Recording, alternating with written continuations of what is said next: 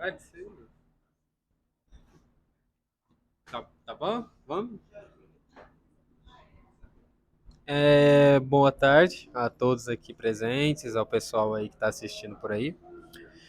Então, me convidaram para falar um pouco do novo projeto que a gente começou agora aqui no Cidadania, que é o Cultura Preta, né? Esse projeto, eu não digo que ele foi sim, idealizado só por mim, eu tive muita ajuda, muita gente me ajudou na hora de formular o projeto e tudo mais. E ele começou porque o Mike e a Lisa vieram de encontro comigo e me perguntaram se eu não tinha interesse em fazer algo relacionado, né? É, em nenhum momento eles me impuseram alguma coisa, tipo, que eu devia ou tenho que fazer alguma coisa, não. Eles falaram se eu queria fazer, porque eles achavam importante, explicaram que achavam importante esse tipo de contato, esse tipo de conteúdo ser publicado, porque a gente publicava pouca coisa sobre. E eu falei, tá bom, né? Tamo aí, né? Vamos lá, vamos fazer. Vamos fazer acontecer. Aí eu fiz um projetinho básico, assim, de uns roteiros e tudo mais. Porque quando eu criei o projeto, eu não queria que ele fosse uma coisa que a gente já vê em todo lugar. Porque toda vez que você vai falar com um negro sobre assuntos relacionados, é sempre preconceito, ou sobre racismo, ou sobre se eu já sofri racismo em algum lugar, se eu já sofri preconceito e tudo mais. Tipo assim, eu sei que é algo importante, mas é algo que cansa, sabe? Tipo, você acaba sendo resumido pelos preconceitos que você passa na sociedade, e eu acho isso muito chato. Não é um jeito legal, não é um jeito que eu gosto de levar as coisas. Eu acho importante ter a conversa, mas a gente não é só o preconceito que a gente sofre, a gente é mais do que isso. Então eu falei, não, vou falar um pouco da cultura, porque a comunidade negra no geral, né, tem uma cultura muito viva, tanto de música, de filmes, séries, jogos, literatura, artistas plásticos e por aí vai, né? Tipo, uma infinidade. E a gente falou, pô, vamos começar falando das coisas legais, assim, coisas que as pessoas que vão ver, pessoas negras que vão estar assistindo, vão poder se identificar. Porque essa coisa da identificação é muito importante. Você sentir que você pode, que você não é tipo assim, só o preconceito que as pessoas impõem sobre você, sabe? Você pode ser o que você quiser, você pode correr atrás do que você quer fazer, e que tem muitas pessoas negras aí que estão aí para mostrar que você pode sim conseguir aquilo que você quer. Então, o primeiro passo assim do projeto foi isso, né?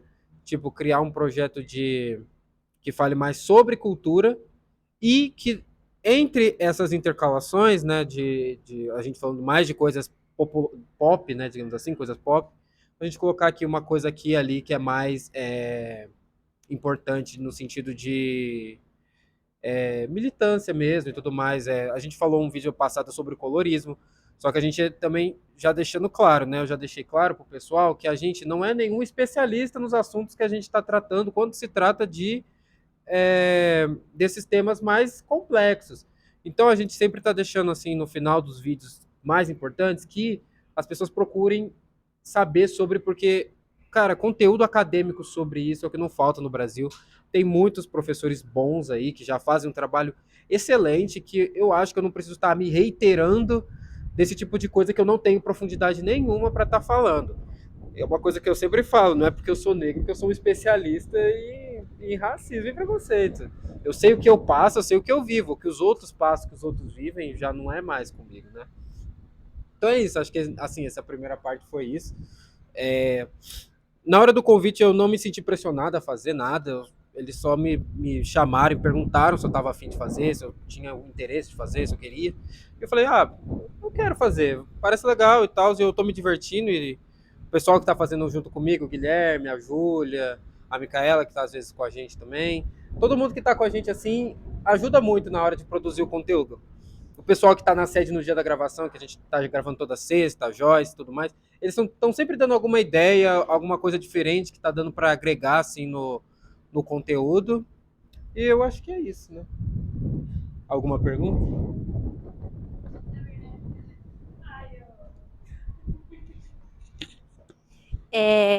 Oi, todo mundo.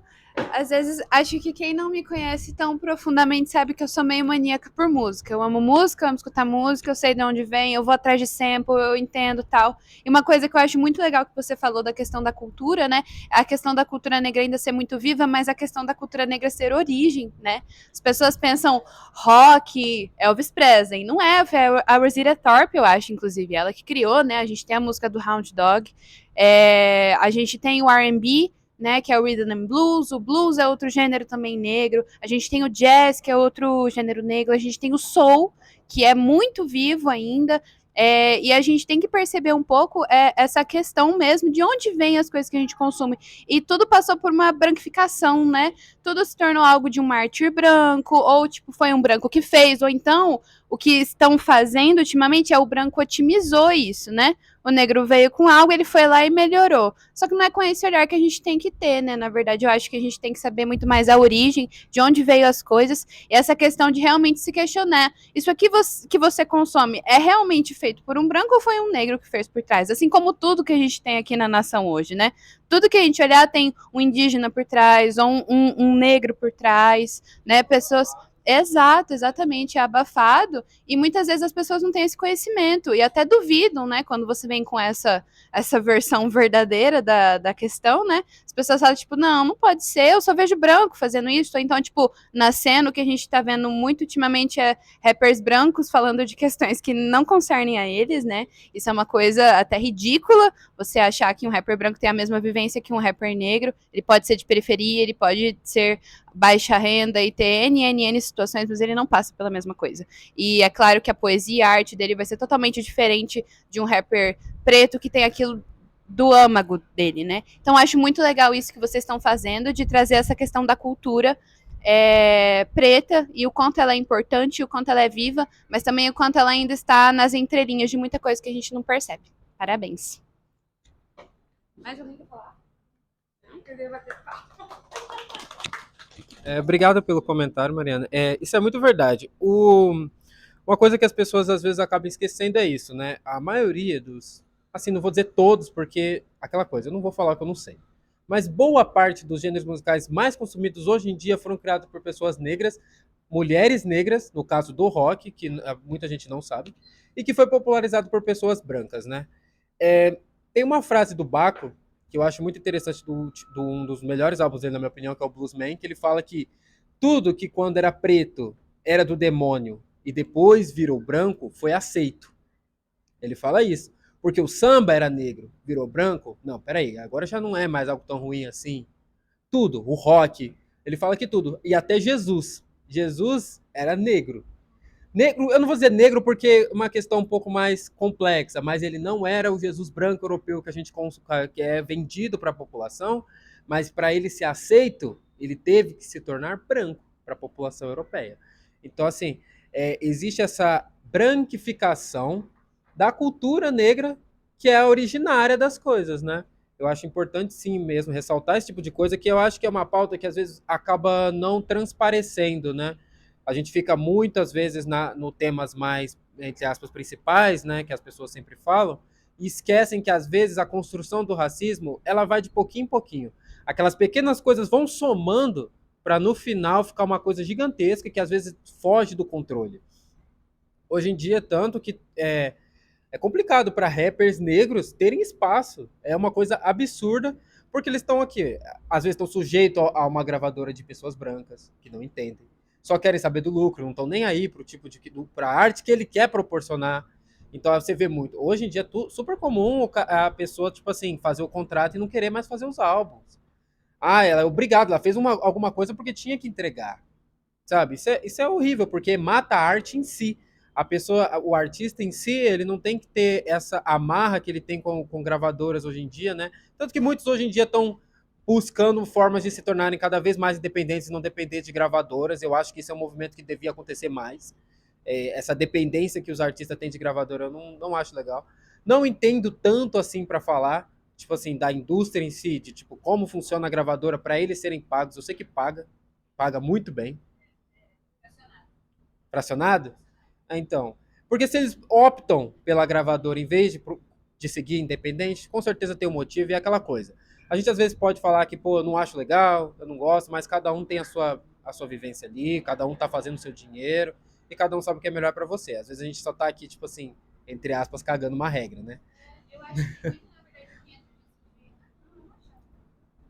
eu acho que o que entra muito nisso da questão da independência é que muitos artistas negros não aderem a isso porque eles têm medo da invisibilidade. Né? Uhum. É muito difícil, a gente tem essa versão muito clara do indie, né? O indie é um gênero extremamente branco, porque só pra branco que vai dar certo. Sim. Você fazer algo por si, tentar ir pra frente, tipo, foi quebrando barreiras e tal. Sim. E a gente vê um artista negro muito mais difícil, né? Agora no Brasil eu tô vendo que tá aumentando muito, mas eu acredito que seja esse um dos motivos pra eles não aderirem tanto. Mas você tá crescendo, não tem mais tanta noção assim, mas você tá crescendo, ótimo. Eu acho que a independência, assim, você não tá amarrado numa questão artística mesmo, não tanto monetária, mas uma questão artística, assim, eu acho melhor. O artista, quando você sabe quando ele faz um álbum pensando assim, putz, eu queria fazer isso aqui.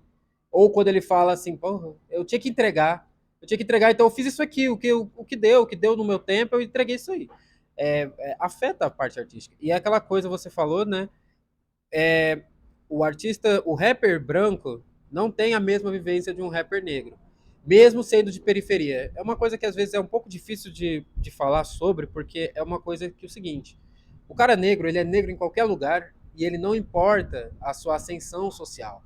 Ah, tá bem vestido, tá mal vestido. Não, é negro igual, tá ali com o mesmo risco de sofrer ou não um racismo ou pior no meio da sociedade. O cara que é de periferia, mas é branco, a partir do momento que ele botou uma roupa diferente, ele já deixou de ser de periferia, entendeu? Porque aqui no Brasil o que conta é a cor da sua pele e como você está vestido, a não ser que você seja negro, porque aí não importa tanto. É algo que às vezes é difícil de explicar para as pessoas, porque, assim, eu entendo os rappers de periferia, mas é foda às vezes você ouvir eles falando de uma vivência, de uma realidade que eles não conhecem, né? Mas enfim, coisas que acontecem. E aí a gente vem com cultura preta meio que para isso, né? Tipo, dar uma visibilidade em coisas que às vezes as pessoas não estão vendo, né? Que é a parte cultural da coisa. A comunidade negra não é só os preconceitos que a gente sofre. A gente tem muita música, a gente tem muita cultura, a gente tem muita história. A história não se baseia só na parte da escravidão, da escravização, não se baseia só nas dificuldades que a gente passa, não é só isso que a gente tem a oferecer para o mundo. A gente vê aí artistas e cada vez mais está incomodando. A gente percebe hoje em dia que como a comunidade negra está se tornando, está tendo uma ascensão social. Algumas, não estou dizendo num geral, mas como na mídia se mostra mais ascensão social, você vê que incomoda. A gente teve o caso agora do Vinícius Júnior na Europa, jogando futebol, que é a coisa absurda que está acontecendo com ele no esporte, sendo que o futebol é um esporte em que tem uma grande quantidade de jogadores negros. Coisa que não acontece em alguns outros esportes, mas principalmente na Europa acontece muito, né? Que é esse tipo de coisa. Então, assim, a ascensão social por meio do esporte sempre foi muito grande, assim, no meio negro. Esportes como basquete, vôlei, por aí vai. Esportes, afim, é muito esporte que tem aí pra gente citar. A gente tá aí para produzir um episódio de esporte legal aí, contar um pouco sobre isso, porque o esporte e a comunidade negra são algo que está entrelaçado com o boxe. O boxe nas periferias dos Estados Unidos é algo gigante, é algo que tira a criançada assim da rua mesmo, que está lá para eles terem um jeito de ascender socialmente que às vezes eles não teriam com o estudo, porque também é muito difícil a ascensão social com o estudo. As pessoas acham que é fácil, mas não sabe a realidade que cada um está passando ali dentro da sua casa, da sua realidade ali, para você poder falar para ele, pô, é só você estudar, chega em casa, estuda que você consegue fazer o que você quiser, não sabe o que está passando ali. E às vezes o esporte é um meio de ascender socialmente que a comunidade negra tem, às vezes de chegar no ensino superior, de fazer a vida dele em si, né? E acho que é isso, né? Alguém tem alguma coisa para comentar? Quer usar? Obrigada. Boa tarde para todo mundo mais uma vez. Eu achei muito interessante a forma como você trouxe o assunto, né, aqui na roda de conversa, porque realmente a cultura negra não é só preconceito, não é só racismo. Você trouxe de uma maneira mais leve, trazendo aspectos da cultura. A colega falou bastante sobre música. Então, eu achei muito importante abordar todos esses assuntos da forma como você abordou, a sua preocupação em trazer dessa maneira, né? Porque aí a gente mostra para a sociedade, né? Nós estamos aqui em sociedade, que não é só racismo, não é só preconceito. E aí eu reflito rapidamente que para que a sociedade em geral passe a visualizar que a cultura negra é muito mais que isso, precisa existir muito mais rodas de conversas como essa aqui. E é uma luta sem fim, mas eu acho que nós, jovens, a gente tem que continuar. Você, né? Eu achei muito bacana o seu olhar sobre como você trouxe, né? Como você disse, eu não quero falar sobre só preconceito, né? Então eu achei muito bacana a forma como você trouxe, assim, para desvincular dessa questão só do racismo e do preconceito.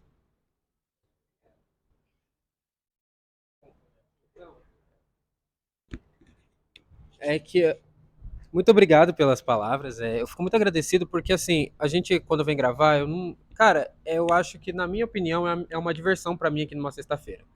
Às vezes a gente fica um pouco assim, poxa, queria fazer alguma coisa, não tô fazendo nada legal, sabe? Mas acontece, o trabalho aqui, às vezes, ele é muito. Como eu posso dizer? Ai, não sei dizer. Às vezes você tá às vezes, fazendo um negócio que você não tem tanta afinidade. Às vezes tem que fazer, o trabalho exige você fazer, às vezes, uma coisa que você não tá tão afim e tal. Pô, trabalho é trabalho. Trabalho é trabalho. Às vezes você tá querendo fazer um negócio que você não tá tão afim e você faz porque você tem que fazer. E não tem o que fazer. Mas, cara, o Cultura Preta é um negócio que eu me divirto fazendo. De verdade mesmo.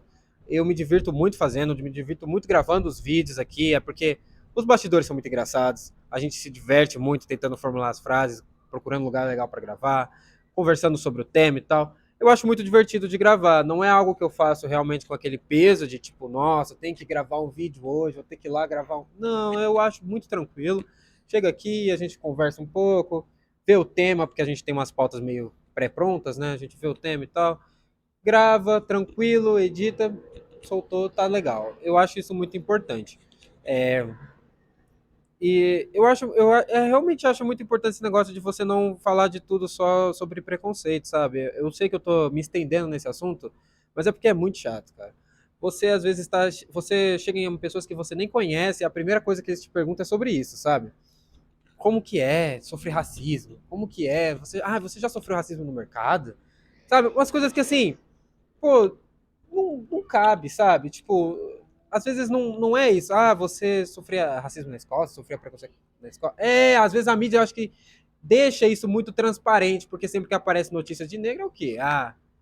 Uma pessoa negra foi baleada. Uma pessoa negra assaltou não sei o quê, tá ligado? Sabe?